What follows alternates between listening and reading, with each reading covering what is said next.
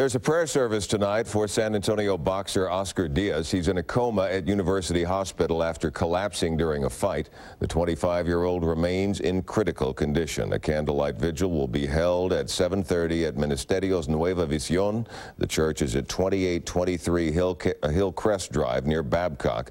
This is the first of 4 services, all starting at 7:30 p.m. The final one will occur Monday.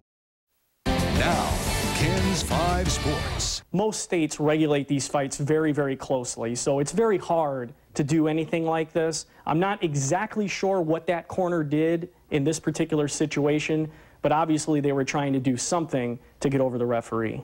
Dyrol Joyner talking with Thomas Treiber, who served as a ring announcer for the Diaz-Rodriguez fight Wednesday night. And as you heard, he shares my opinion and the opinion of others, saying the Diaz corner was trying to pull something over on the referee that night. More on that in a moment. But first, there was a press conference held this afternoon at University Hospital. Of course, that's where Oscar Diaz is recovering. Now, word of Diaz's condition has been hard to come by over the past couple of days. But today, Dr. David Jimenez, the surgeon who performed brain surgery on Diaz, says things are looking up a bit. Well, at this point, he has gone through the most severe phase.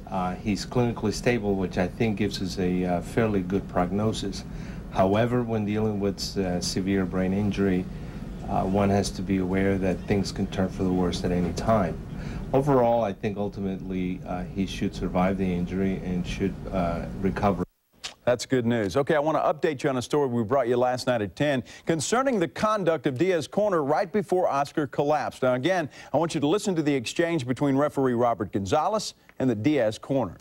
Oscar, how many fingers do you see? It's a nice trick. I saw that. Wow, hey, come here, man. Let's fool around and get him hurt. Yeah, you know, every time I hear that, it becomes more and more clear that the corner is doing everything it can to keep Diaz in that fight, despite the fact that he can't talk and that his eye is completely shut. You know, this is the second time that Lou Duva and his corner have kept Oscar fighting too long, in my opinion. So I contacted the Texas Department of Licensing and Regulation to voice my concern, and, well, as you might imagine, I got a typical bureaucratic response.